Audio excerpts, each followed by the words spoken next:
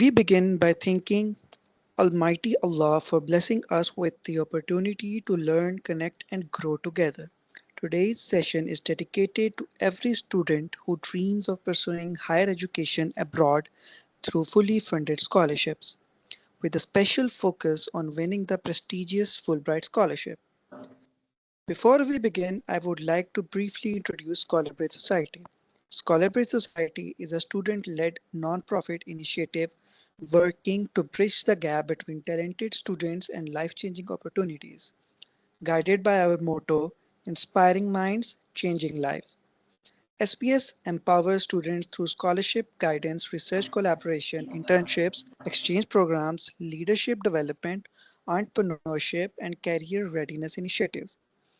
Through webinars, mentorship, and nationwide collaboration, we strive to help students unlock their full potential. Now comes the most exciting part of today's webinar. It is my immense pleasure and privilege to introduce our honorable speaker, Ms. Muneeba Asif. Ms. Muneeba Asif is a Fulbright Scholarship Achiever and a PhD candidate in cybersecurity, specializing in the resilience of cyber physical systems and unmanned aerial vehicle UAVs. Her journey stands as a true example of dedication, perseverance, and belief in one's goals, inspiring countless students to pursue fully funded education abroad. She is currently serving as a research assistant at Analytics for Cyber Defense Lab at Florida International University, where she works on power systems and cybersecurity research, contributing to cyber physical security solutions for vulnerable, critical infrastructure and power electronics. Alongside her academic journey, Muniba has gained valuable industry experience as an operations engineer at K Electric, giving her a well-rounded perspective on both research and real-world power systems practice.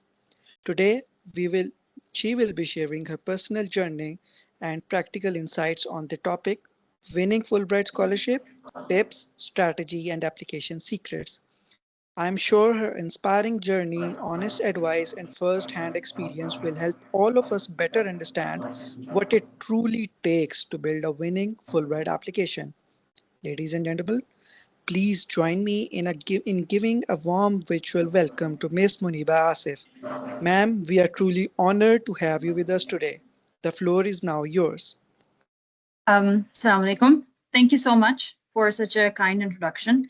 Yeah, you're right. So the topic that we're going to be discussing today is about the scholarship opportunities. So I will be covering both the Fulbright scholarship tips and tricks, plus some independent research opportunities that we can look into. So let me delve right into it because you already gave my introduction. Oh, yeah, sorry. Okay, so, oh, can you guys see my screen okay? Yes, it is visible. Okay, perfect. So just to give a brief overview, let's cover the agenda of this presentation. So first topic will be Fulbright Scholarship, in which we will discuss what it is, what it funds, who can apply, and the GRE exam, basically how to prepare for it, and the complete application for Fulbright, the essays, selection process, and timeline. Other than that, we will also be looking at some independent research opportunities, for example, some PhD opportunities or even master's opportunities, and how basically you can reach out to professors or build some profiles that you can get replies on or get funded for. So, okay, let's look at the Fulbright Scholarship. I'm sure many of you are probably aware of the Fulbright program. It's a joint venture between the US government and also Pakistan. So it's basically a scholarship funded by the State Department of the US, the United States. But there are some positions for PhD that are jointly funded by the United States as well as HEC. जो पाकिस्तान का higher education commission है. So one of the largest Fulbright programs is from Pakistan, and since 2005, around 3,000 plus Pakistanis have been funded. And it's a really good opportunity, if you ask me. Plus, it opens you up to a network of people from so many backgrounds of not just one discipline, but they are from engineering, some are from medicine, dentistry fields, education policy, other policy, government jobs, etc., etc. I mean, there's a multitude of fields, finance, etc., etc. So Fulbright has both these options, master's or PhD. And it's a fully funded scholarship, which means that they will be covering your tuition, and you will also be given a stipend according to the state and the city you are located in. It's a monthly stipend for you to cover your rent, etc. They cover the round trip airfare. They cover your health insurance, the visa fees, any allowances, book allowances, etc., etc. It's a fully funded scholarship. So the main purpose for Fulbright and what they really emphasize upon is the cultural exchange, basically, that they want people to come to their country, get some experience, learn the culture, learn the educational culture and values, and go back to your country and then impart it to your people. So Fulbright, there's one caveat which I will also be discussing. It has a 2-year residency rule, which means that at the end of the scholarship, you have to go back to your country and serve 2 years, which does not necessarily mean that you have to have a specific job, but it is a physical residency requirement.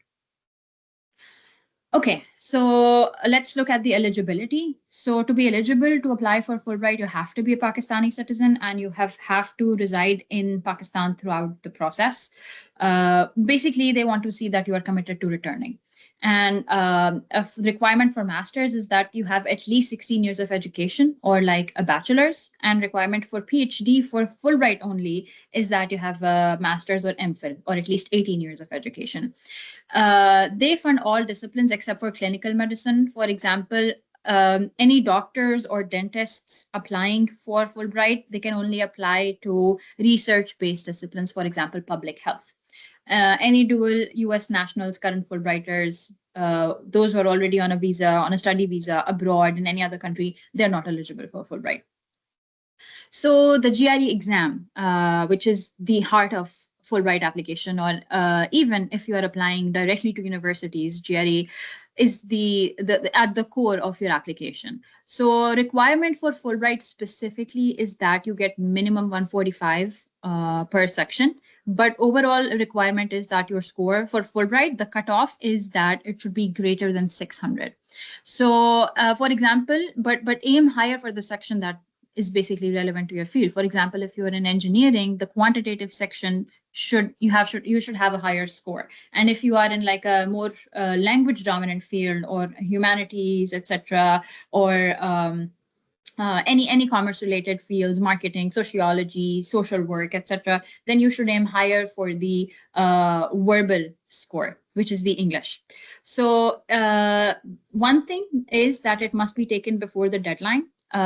So in my case, when I was submitting the application, you just have to show the proof of registration. So there is two things. There is a deadline to take the GRE exam, and there's a deadline to submit the Fulbright application. So by the deadline to submit the Fulbright application, you have to show that you have registered for the GRE exam. If you have taken the GRE before that, well and good. But if you haven't, then you have to show that you are registered and you will take the GRE exam by the deadline for the GRE. And you cannot take it afterward, otherwise your application will be desk rejected. So there are some codes that when you go to take the GRE exam, you have to report your scores to the USCFP and the IIE, which is the International Institute of Education, so USCFP is the Pakistan representative. It's the branch in Pakistan that is managing this Fulbright fund, and IIE is the sister branch in the United States. So you have to report your scores to both of them. Another exam that you have to give for Fulbright is the TOEFL exam, which is the English as a foreign language. And that is not mandatory for the application, but when your application has been screened and you have been called for an interview for Fulbright, then you have to register for a TOEFL exam. So this was just the eligibility. Let's look at the complete application, what it comprises of, basically. So there will be 6 main things. Number 1 would be your application form. Application form, it is completely filled online. Don't pay any agents. It is totally free to apply. Fill it yourself. And I would say really sit with it, take your time. and think everything through, because there are some small questions. I can probably skim over my application a little bit if I have it open in my PC. But number one is the application form, which has multiple sections. In the beginning, it will be asking you some personal identification information, your name, address, etc. All those that can be filled very easily and quickly. And then there will be some questions that and you will have to describe in 70 to 75 words what are your aspirations, or what exactly you want to do and why you want to do it, and why do you think the United States is a good idea, etc., etc. So that is part of the application. Also, 5 and 6, which is the statement of purpose, which is the personal statement, and 6, which are the study objectives. These are the two main essays. They're also the part of the application that you will be typing in online and submitting with the application. Other than that, there are 3 reference letters. What you have to do is you have to reach out to people who you have worked with, and you have to provide their email in the application, and Fulbright will send them a link on their email, and they will be uploading the letter of reference over there.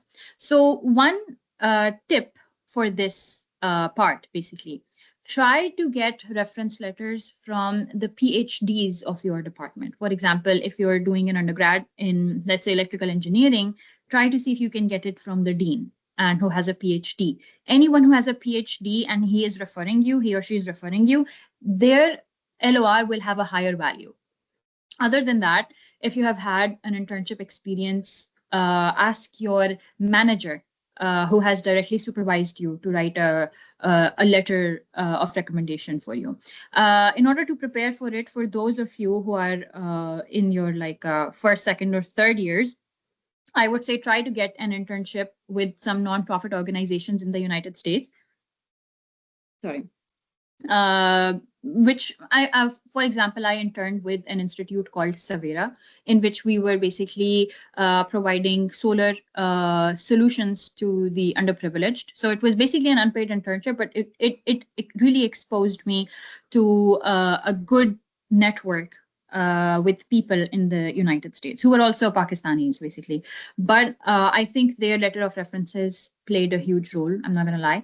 So anyone who is at a good position and you've had some communication with them, or you've had some work, any level of work, research work, some project, some workshop, anything that you have done, try to request them that you are trying to apply for the Fulbright Scholarship, and could you please write me a letter of reference. So basically, hota ye hai ki any letter of reference you would have to prepare, you have to draft it by yourself, because nobody knows you better than you, and you know your career trajectory and everything.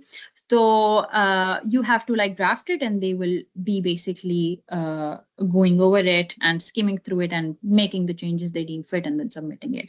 But again, I would like to emphasize, try to get it from people, either you're direct. For example, if you're doing a final year project in your final year of undergrad, so try to get it from your final year project supervisor.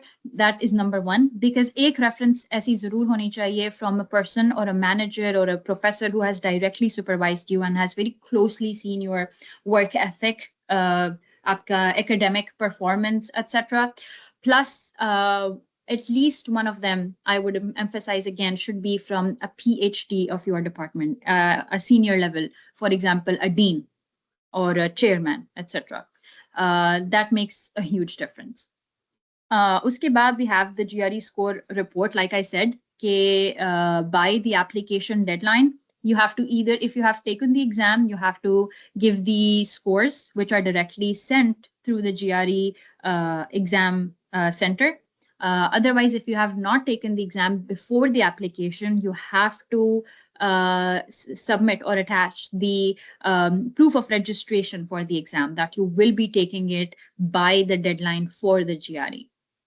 Other than that, you have to submit all your transcripts. You can even if you have not graduated yet from your undergrad, you can give your transcripts up to your third or fourth year or whatever semester you are in currently, but you should be graduating by the time Fulbright is, by the time you would be expected to depart for the United States, given that you are selected for the Scholarship. So the essays, and I believe I have like a detailed bullet points in the next slide for them. There are two essays that you have to write. Number one is the statement of purpose, jo ki it's totally about you. Who are you? What made you into what you are right now? And what are your aspirations in your field? And what have you done so far that has prepared you for it? And why do you think that studying here in the United States or in specific institutions over here will supplement your purpose for your aspirations? This is about you. It is so personal to you. Uske baad, we have the study objectives, which means it's basically research and study objectives that you are coming here with a purpose, right? Either for master's or for PhD. So what field or what study or what research you will be focusing on? Why is it important to you and also to your country? And what do you think the United States has to offer that will benefit your goal, your specific goal? So basically, क्या होता है कि there are multiple rounds of screening. Once you submit the application, your application has your personal information, some questions, and then you have the GRE scores, your reference letters, and then you have the essays. So your grades, your GPA matters a lot. I think for Fulbright, they really take like the cream. So your GPA, I would say the cutoff would be 3.7 at least, and your GRE cutoff should be 600 at least. Anything greater than this is a plus. So, I mean, this makes you in a really good position to be selected, basically. But these are just the screening criteria. Once they have selected from the grades and GRE and the reference letters are looking good, then they focus on the essays. If your essays are good, then you're going to get selected. If your essays are sloppy or there's something missing, it's not hitting, so then the chances for selection might be decreasing. So very important is to not use any level of plagiarism or any AI written essays, because I'm not sure. When I applied, actually it was 2018. So there was no AI at that time, but I don't know if they have any AI detectors in place right now for USCFP, but I'm sure that they can. Like, I believe currently this is the criteria that they will be disqualifying. So I believe that you should really sit with yourself. आप बार बार लिखें अपनी दोनों essays को. Ask your peers, your friends, your uncles, your seniors, anyone you can reach out to review your personal statement and your study objective statement, and to give you feedback. Basically, what you can cover in these are some of the points I will be going over. But one very important tip is to have a very powerful starting line. Another thing, basically, before coming to this, you should read some publicly available Fulbright statements that have won the scholarship, basically. So I believe there is a portal. I'm blanking out on the name of that website, but there should be many websites, basically, jo ke they're having these statements of the people. People have volunteered their statements, both the personal statement and study objective statement, as sample. So you can read them and you can understand what is the pattern that they are following, what are they starting with, and how are they ending, and what are they talking about, what are the key points that they are covering in it. So usi tarah se you can make it specific to your journey, and you can write your own essay and revise it again and again. At least sit with it for 2 weeks, work on it for 2 weeks, and make it really personal, like put really your heart into it, I would say, because essays for Fulbright are key. So let's look at statement of purpose. Let me see if I have mine open over here right now so I can give you some tips and tricks. Yeah. So let me quickly skip over my personal information. Let me go to my statements. Give me 1 second. Yeah, not sure. So this is my personal statement, which is the statement of purpose. So basically, I was an electrical engineer. At the time of application, I was still in my final year. I was doing my final year project. So, like I said, start with a very strong line. So, this is what I went with.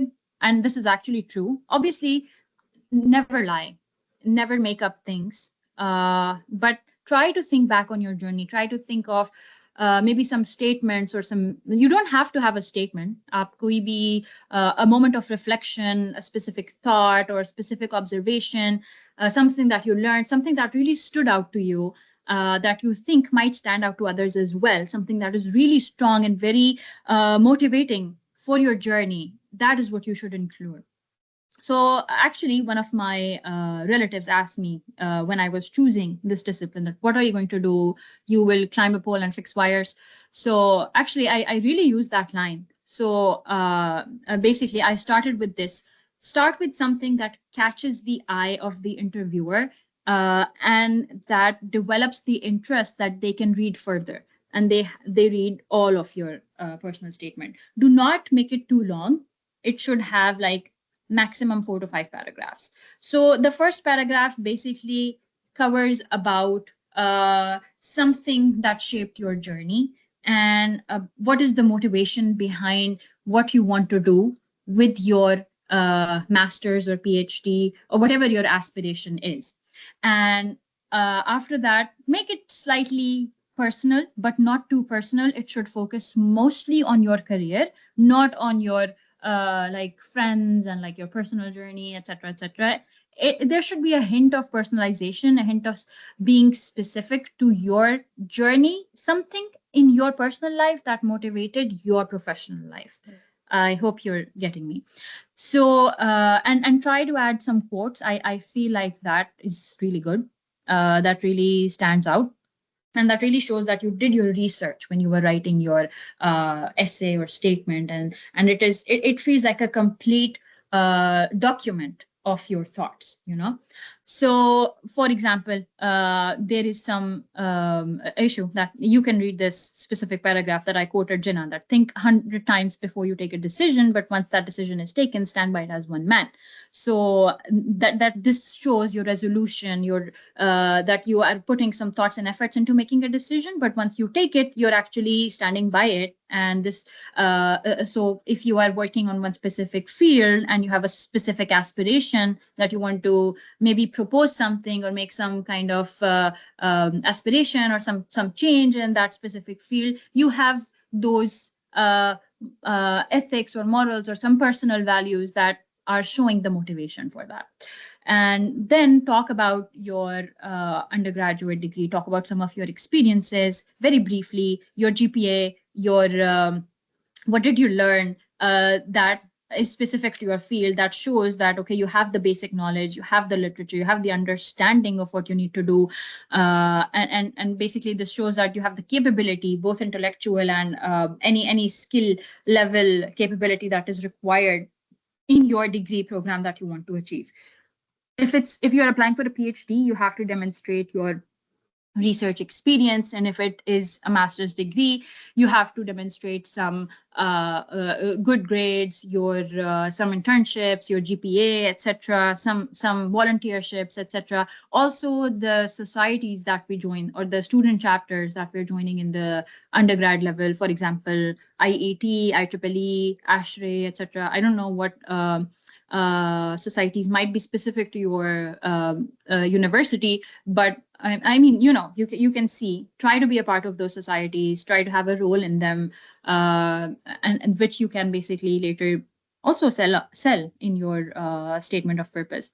So and have like transitions. For example, when I'm talking about my undergrad, then I am talking about the drive to learn and excel in engineering took me to the next level. So make sure between all your paragraphs, there are some transitions that are feeling very natural and are setting the scene for your next experience that you want to plug into the document. And after you have talked about your experience, your like academic journey so far, then you want to talk about what you want to do in the future, basically. So your quest of knowledge is not dying here, it's merely a start, right? It's the beginning of the journey, and what you want to do and why do you think that the United States is a good fit for that. So for example, I said that my zeal to learn, ability to work as a team player paired with a Fulbright experience can really prepare me as a valuable engineer. uh, because Fulbright exposes you, like I said, to a big network of people in all sorts of fields, in various fields. There are people from diverse backgrounds with diverse experiences. So it's really very, both culturally and intellectually, very rich environment for you to be in. So that can really shape you as a person and you as a professional for your field. So, and then very importantly, what you will contribute to your country after you return is very important to mention. That what knowledge you are learning. So first you mentioned that what do you think the United States has that can really supplement your knowledge that nowhere else has? And then when you learn that, how you will be imparting that to your country. So one very important thing, don't be too ambitious in this. Have realistic goals. For example, very simple thing is to share your experiences and encouraging others to apply for this scholarship, others to apply for this experience, others to apply for independent research opportunities, even if it's not Fulbright, is sort of imparting the cultural value that you learned back there, your juniors, guiding your juniors, etc. And then ending also should be very, if you can make it very strong, then good. So if you remember in the beginning, I started with a sentence that said, what will you do? Will you climb poles? And then I sort of did a clever trick here, which is like hence climbing the poles of success. So I made a metaphoric kind of connection over here. So this was the personal statement essay. Also, let me basically this was to show that how you can make it personal while remaining a professional. And then come your study objective essay. So again, at my time, the limit was 700 to 750 words. Please research what the application currently says, because these requirements keep on changing. So whatever the requirements are, make sure to stay within that. This is so important. And then, okay, so coming back to the study and research objectives. So it has to be really specific to what the field that you are majoring in, what are your interests that you will be specializing in this particular field, what kind of program you will be doing, what kind of courses you will be taking, and how your study plan. What is your study plan? You need to have a study or a research plan. For example, you need to know what courses you will be taking. And by what courses you will be taking, I don't just mean the name of the course. You need to understand what that specific course has to offer you that will complement your knowledge of the field and help you achieve your goals, right? So first of all, again, your start should be very catchy, or there should be something very interesting. It should be a fact, or something interesting for the reader, for the interviewer to understand and develop an interest in reading about. So, for example, my major was electrical engineering, and I was looking at power systems. So, again, we have a very good example in Pakistan, despite being like such a lucky country in terms of both the solar energy and natural resources. We have a shortfall for power. So I emphasized on that specific fact and I pulled the numbers. Numbers do the trick. That means that you have really done research. You're very methodical. You're very meticulous about writing your essay. So be very, very careful. That's why I'm asking you to spend really a good time with your essays, at least 2 weeks, sit with it, do your research, and write very carefully about your essays. So again, the same thing, this whole essay should comprise not more than 5 to 6 paragraphs. So first of all, you will set the stage for what is the issue, what is the motivation for you to have your goal or for you to have the certain aspiration that you have, and what opportunity are you looking for. And then talk a little bit about, again, your experience, like What are you doing currently? Did you just graduated? You are working in what field? What you are doing? What are your experiences? What do you know? What is your knowledge? What have you worked with? And what did you observe that made you aware of the problem at hand, and that made you think of what solution might be required, or what might be required on a personal level from you that you can contribute. But because of the lack of resources, or because of your aspiration to have access to better technological resources or any other advances, how the US can basically equip you with the required expertise, with the required skills that you can learn to come back and implement them. And then when you are, again, when I said what courses you are taking, you should mention them, that what are these courses going to do? What will you learn from them? And what information you will acquire from them, what skills you will learn from them, and how exactly you will be basically implementing those skills in your specific field. So, and then talk about like, why do you have an interest in pursuing this from the US? What does the US have? Again, you can mention this. You do mention about cultural exchange, because that is all what Fulbright is about. So the more you can talk about learning, I mean, I don't mean that spam a whole paragraph, but like one or two lines. If you talk about cultural exchange, it really complements your essay. So, and then upon completion, you are confident that you will be equipped by those skills. And when you return in the long, what you want to do immediately when you return, and what do you want to do in the long run? For example, your 10-year plan or your 5-year plan. What do you plan to do, and how that will help your aspirations? So these were some tips from my specific essays. So again, let's quickly go over this. So for the study, for the statement of purpose, it is your story, your motivation, who you are, and what shaped your path, and what is your specific field. Why do you want to pursue an advanced degree, either a master's or a PhD in this field, and why now? Why from the US? Right? That's very important. And then what are your achievements in the context of your circumstances? For example, like what happened in your personal life that shaped you that shaped your journey in your professional life. Uh, don't lie. Make it very true, very authentic to yourself. And I'm sure you can figure out a great story for yourself. Just sit and reflect, and try to write it yourself, and try to ask your peers to review it for you. And then, like I said, commitment to your community, how you will basically help your juniors in Pakistan, or your community in Pakistan, with the experience that you're gaining from this Fulbright journey. And then for study objectives, it is your academic and your research plan. So it should have exactly what you intend to study or research. Like I said, name a specific problem that matters, why it matters for Pakistan. And these are some examples: energy, water, health, climate security. And I'm sure you can find like befitting topics given your discipline or your major of engineering, whatever it is.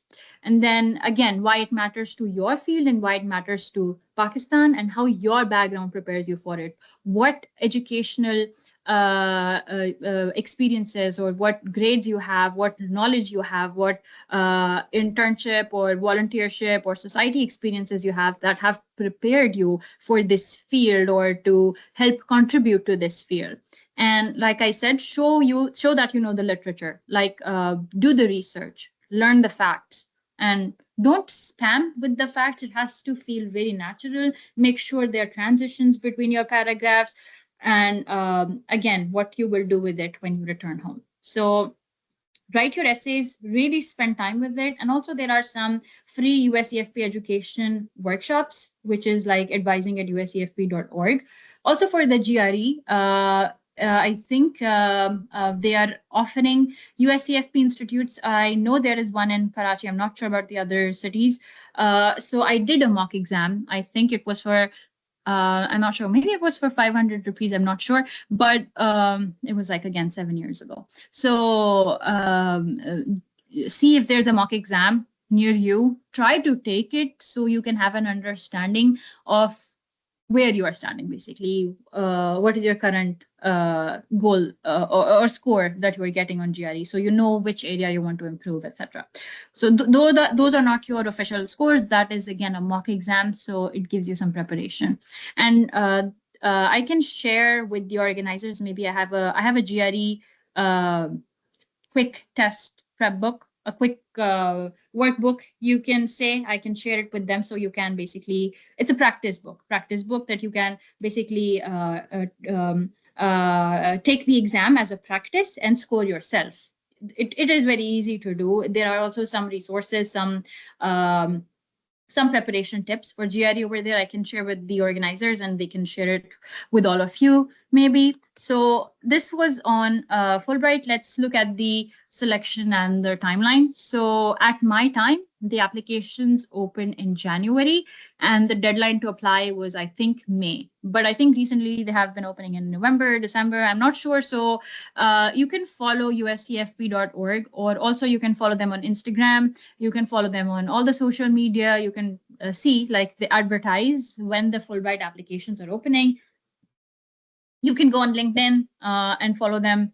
And a lot of Fulbright alumni are also sharing when the Fulbright applications open. So take advantage of that time. At least when it opens up, try to fill in your personal information and get done with the easy part, so you can really take time to prepare for your GRE and for your other essays and applications. So that is the deadline for the application.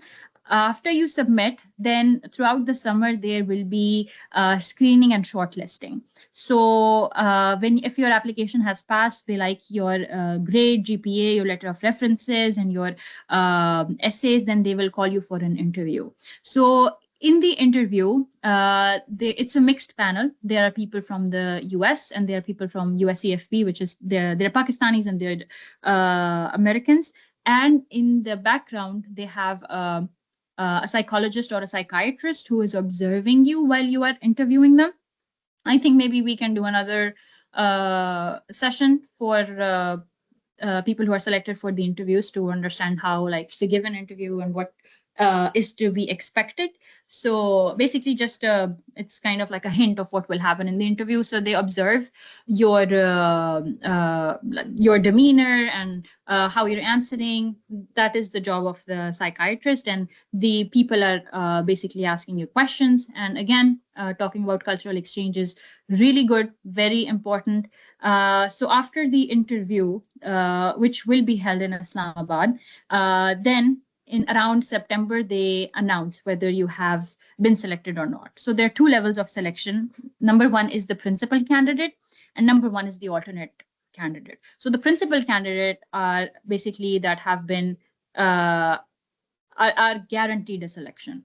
And the alternate candidate means that if a principal candidate lets go of the scholarship, then an alternate candidate can get a chance, or if, like, some additional funding opens up. And then after this happens, and in this is the phase when you will be assigned an officer to your case, and you will be constantly emailing with them back and forth. And basically, you will be letting in your application, you let them know what universities are your choice, where you want to be, why they are your preferences, why they are fit to your specific field. You are not guaranteed an admission there, because at the end, IIE, or the International Institute of Education, they decide your placement in a university depending on the funding, depending on what university is giving you scholarship, etc. And once this part is done, then you get like a letter of I-20 from your university. Then you can do the visa process. And visa process is also completely assisted by the USCFP. They take care of it. You just have to prepare your documents. You have to go to the embassy, etc. And then finally, in August or early July, there is departure to the US. But before departure to the US, again, there is an orientation, which is also completely funded by the USCFP in Islamabad. So this was the basically the whole timeline for Fulbright. I hope I covered everything. Other than that, okay, one caveat with Fulbright, like I mentioned, is the 2-year residency requirement. So if any of you is a lot of people, a lot of my friends who are holding like government jobs, it is ideal for them if they want to get like a study abroad experience, so they can do this degree and then come back and resume their jobs, etc. So for all of you who are interested in coming back, this is the best opportunity. It is a very prestigious opportunity. It has a worldwide network. There's not only just Fulbright does not only just give you access to the Fulbright Pakistan network, but there's a worldwide Fulbright community, and it is a level of prestige when you're telling someone that I'm a Fulbright scholar, you know. So a lot of great people. One of the dean of my department is also like a Fulbright scholar from the US to another country, probably. But again, you have to come back and for 2 years, and then after those years, if you did masters with Fulbright, you can always apply for a PhD in the United States, and then your visa will be F1. On Fulbright, your visa is J1, and after the completion of your studies, you are not eligible for any job or any academic training. Pakistan Fulbright is not eligible for AT, which is academic training, which is, I think, 1 year job. But they are eligible for internships. So if you are selected and if you are on a Fulbright experience, try to apply for internships during the summer and try your best to get an internship, basically. But if you are not interested in the Fulbright experience and you want to continue after your study in the United States, then the best route for you would be to find independent research opportunities, which means finding funded PhDs or in some cases masters. The funding for masters are very limited. Usually, the fundings are for the PhD students. And I think one awareness that we do not have in Pakistan, and which I also did not know before I came here, is that we can, in the US, we can do a PhD directly after doing an undergrad. However, Fulbright has a different requirement. If you want to apply for a Fulbright PhD, then you need to have a master's.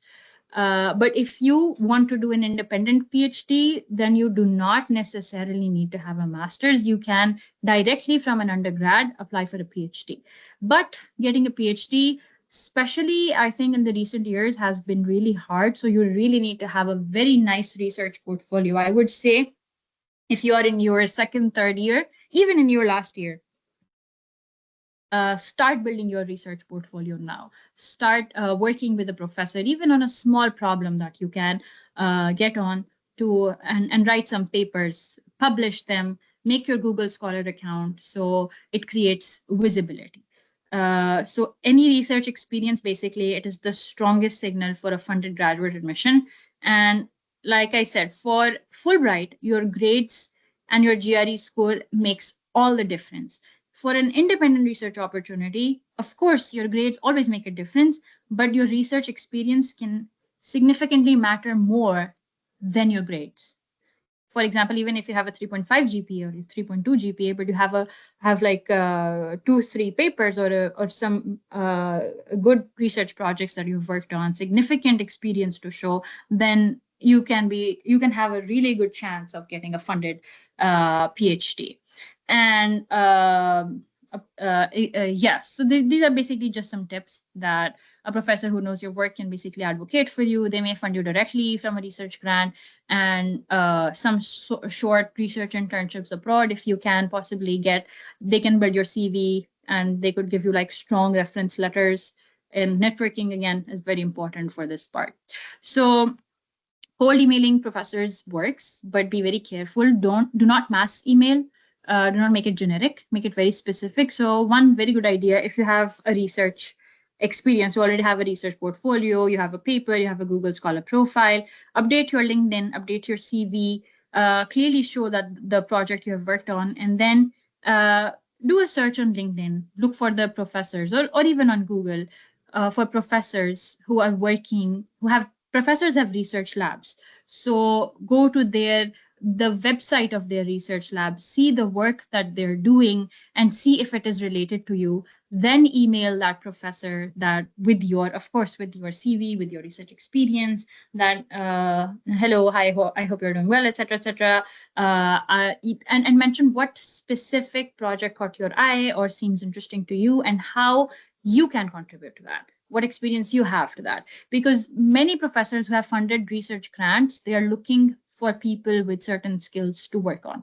So if you have experience with LLMs or like machine learning or whatever your specific field might be, and you are seeing that there's an opportunity, a professor has a funded grant, they're looking for some people, and you have the skills to complement that, and you can contribute to it, of course, reach out to that professor and email him. Another thing that works is going to the people part of the research website, and you can see the students, the PhD students, and some of them who might be, if you might be feeling that you can reach out to them, etc. Try to reach out to them and ask if they have an opportunity in their lab, if they could refer you to their professors, etc. So arrange an interview at least. So for PhD specifically, if the professor has approved you, if you are you're like this conversation with the professor is done, he likes you, he likes your work, he really wants to hire you, then the admission process is mostly to the university, mostly is just a formality. You would have to fill out the admission form, you'd have to pay the admission fee,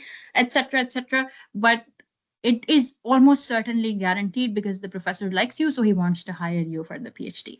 So a PhD is usually funded through RA-ship or TA-ship. So RA means you are a research assistant, which means the professor has a grant and he will be paying you from that specific grant. A TA-ship means that is a teaching assistantship. You will have some responsibility to teach with a certain professor, may not necessarily be your professor, but you will teach and you will get some stipend for that, with which you can cover your rent. So this is the same for US, Canada, and Europe.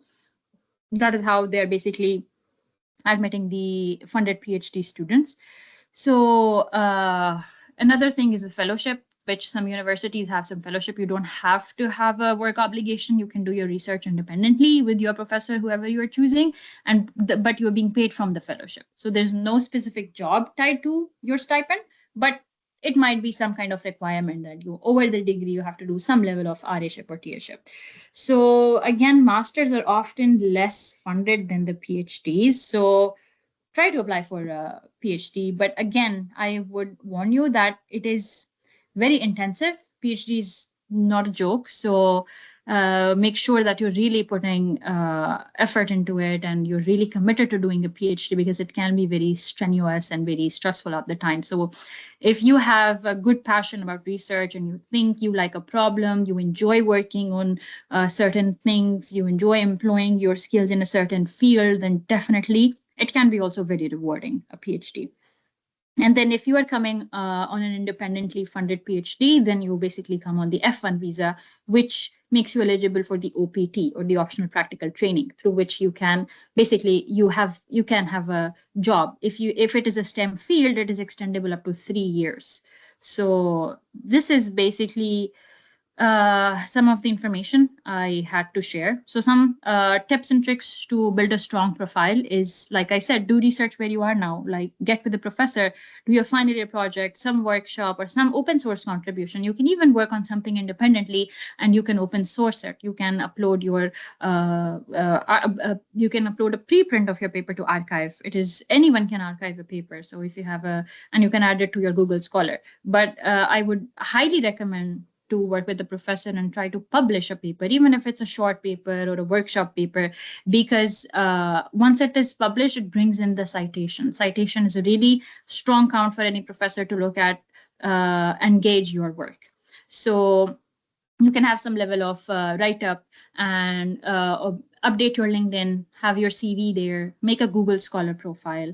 So because anyone who wants to hire a student goes to their first thing is check their LinkedIn and check their Google Scholar, because Google Scholar is basically a profile view of the papers that you've published and how many citations you have, etc., that professors can check. And again, for any application, you will be requiring letter of references. So request the people that you've worked with, your professor that has directly supervised your final year project or your work, your manager if you have done an internship, or a dean of your department, any PhD of your department. Their letter of reference really, really counts.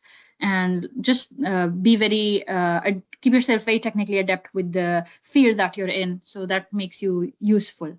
And I feel like, especially if you're in engineering, hardware skills are really valued here in the United States. So I would say try to learn hands-on as much as you can and try to apply widely. Don't limit yourself to a specific university or to a specific professor, but apply widely, but be very careful that you're not spam applying or mass applying, that you are actually researching and it's actually relevant to your field. And then inshallah, you can land a good position. So again, a quick recap for the two paths that we covered today. So Fulbright is a fully funded scholarship. You don't have to do anything. You just have to study or research or whatever degree you're doing. It covers your full scholarship.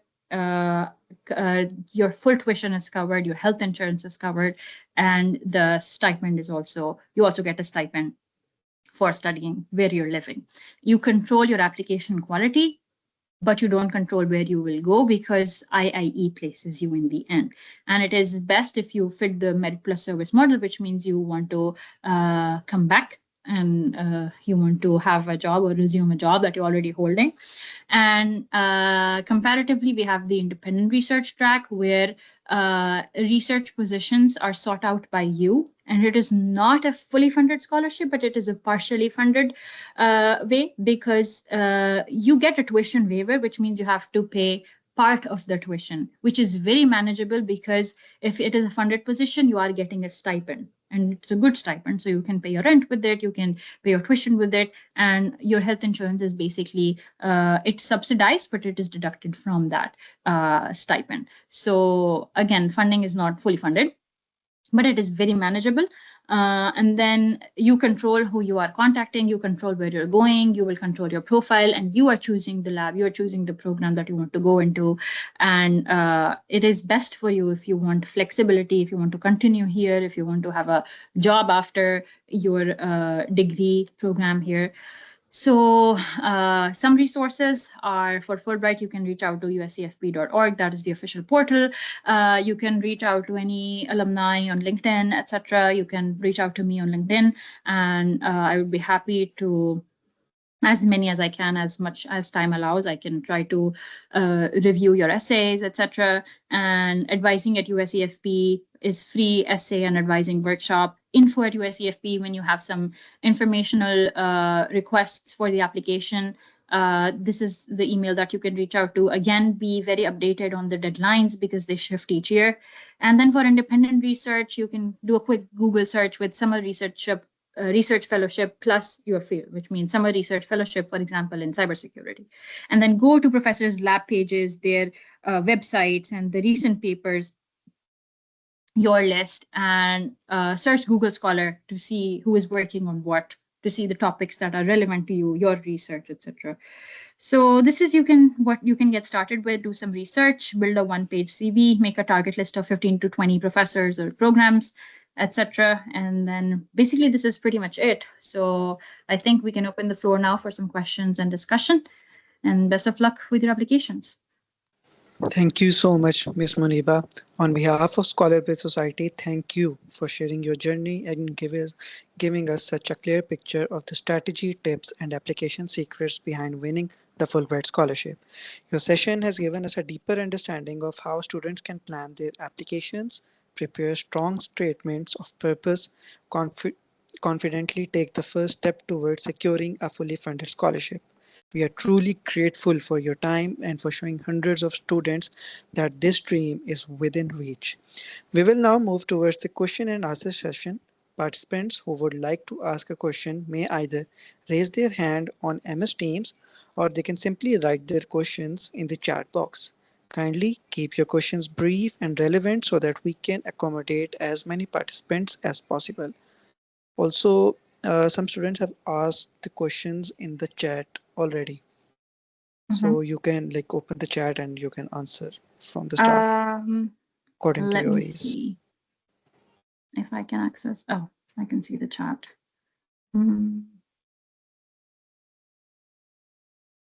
Okay. Okay. What about 3.5? GPA, I believe, yes, 3.5 can be okay GPA, but again, if you have a lesser GPA, for example, 3.2, etc., then you must show some justification in your profile. Your otherwise profile should be really, really good, that you have internship experience, you have some research experience, you have work experience, you were active in some student chapter and societies, and you were really doing some work or some volunteership, which shows that your time was taken up by some other practical skills, because of which you were not able to give as much time to your courses. And also another thing, be very sure that the GPA that is making a 3.5 is not coming from your major courses. For example, in electrical, it is not the power system courses that you have a less GPA in. You have a less GPA in your elective courses or some other management courses, etc. If that is the case, then even a 3.5 with the and you can complement it with a really good GRE score. If you have a 3.5 GPA, I would recommend work so hard, prepare for a month for GRE, and try to get a 610 plus score. That is so important. Is there a requirement of experience in Fulbright scholarship like this in Erasmus and DART scholarship?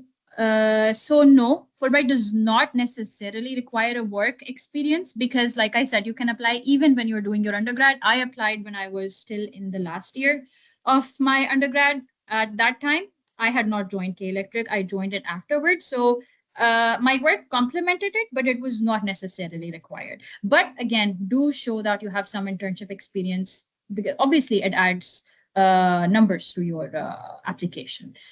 Can somebody repeat the tips? So one of the tips that I have is, again, reaching out to your dean of the department or any PhD of the department that you have, because their reference really counts. It makes a great difference if you're getting from a PhD, and get one reference letter from your immediate supervisor who supervised your final year project, or your any project or workshop that they supervised, or it can be a manager, your direct manager for your internship or your work, etc. I do not have the information about the Google form. For research publications for PhD, I would say yes, publications are almost an unofficial requirement. But if you don't have publications, I would say try to write a short paper, try to archive it, because anyone can archive a paper. It does not mean that it is published, but you have some proof to show that you can write a paper.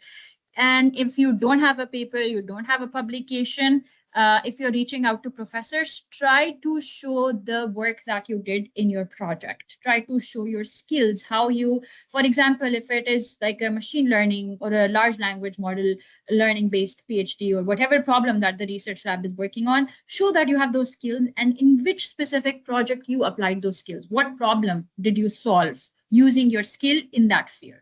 If you don't have publications, I would definitely recommend to get started on any short project that you can work on and demonstrate it to the professor.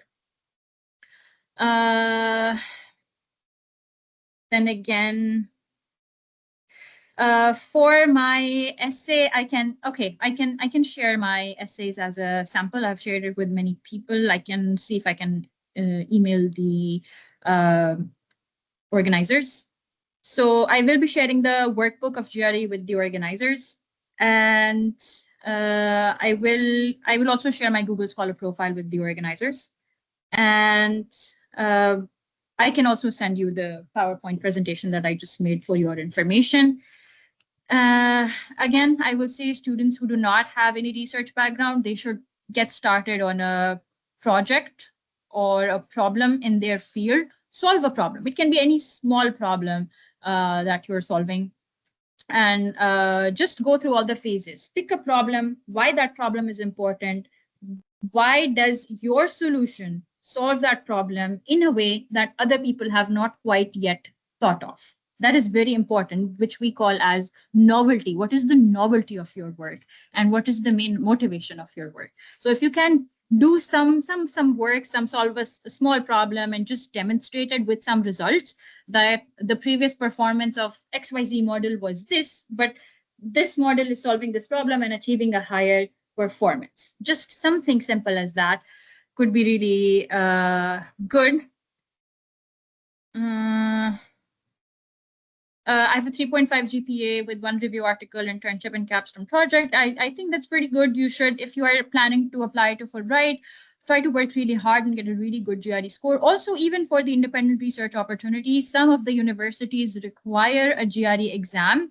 So make sure that if you get it, if it's an engineering field, I would really recommend to work very hard for the quantitative and get a good score in the quantitative. Even if you are lacking a little bit on the verbal, it's fine. But a good quantitative score would really set your profile apart. And you have a project, so that's pretty good, I believe. For master's, research publications do not matter as much if you are doing a non-thesis master's. If you're doing a thesis master's, showing a research experience is always a plus. But for master's, it's not so necessary. A study gap does not matter for Fulbright selection if you can justify what you were doing when you were taking that study gap. You were volunteering somewhere, you were doing an internship, you were doing some work or solving some problem, etc. Then as long as you can justify the gap, you're good. You don't need. Fulbright requires TOEFL. It does not require IELTS. So, but that is not required for the application. You're not required to take TOEFL for the application. Only once you are selected for the interview, then you have to take the TOEFL. Otherwise, not. And I believe the GRE score is valid for 5 years. And then if 5 years have passed, then you have to retake it. But I might be outdated on the information, so I think a quick Google search might help. But I think I've answered all the questions in the chat. If there are any others.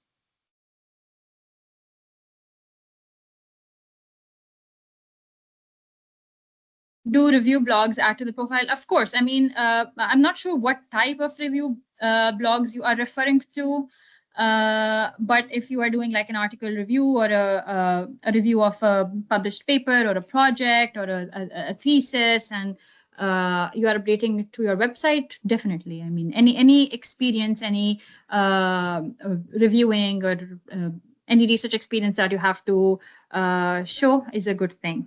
Of research papers, yes, definitely, because this is another field of, these are called review articles, what people, or survey papers, as we call them. So people study all the research papers that have been published regarding a certain topic and understand what solutions have been proposed and what specific problem are those solutions solving and how are they different. Or what people like to do in these survey papers is develop a taxonomy of the proposed solution. So anyone who reads this review article or this survey paper can get one review or one site understanding of the whole field or the whole this subtopic of this field, that okay, these are the problems in this field and these are the XYZ solutions have been proposed, and this is a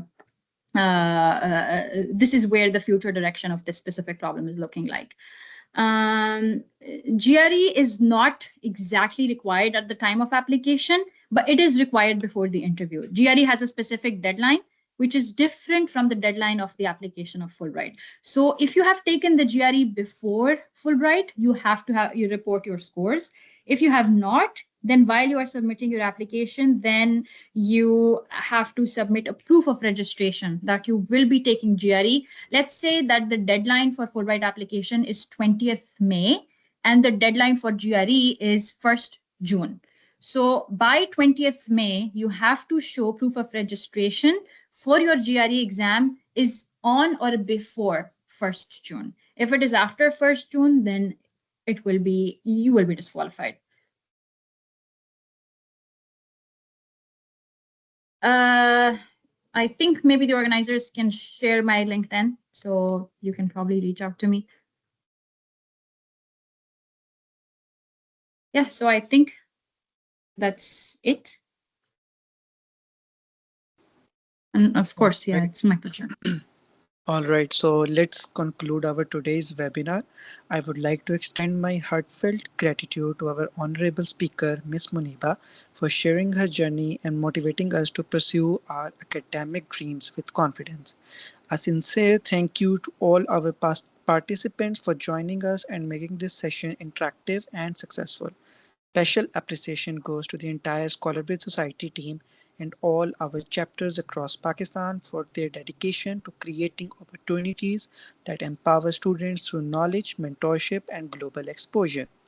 We hope today's webinar inspires you to dream big, work hard, and take that first step towards winning your own Fulbright Scholarship. Thank you for being with us. Thank you, ma'am. Thank you, everyone. Jazakallah Thank you khair. so much. Thank you so Thank much. you. Of course, it's my Thank pleasure. you. Thank you. Thank Have a you. good Bye day. bye. Bye. Thank you. Thank you. You too. Bye bye. Bye bye, everyone. Allah Hafiz.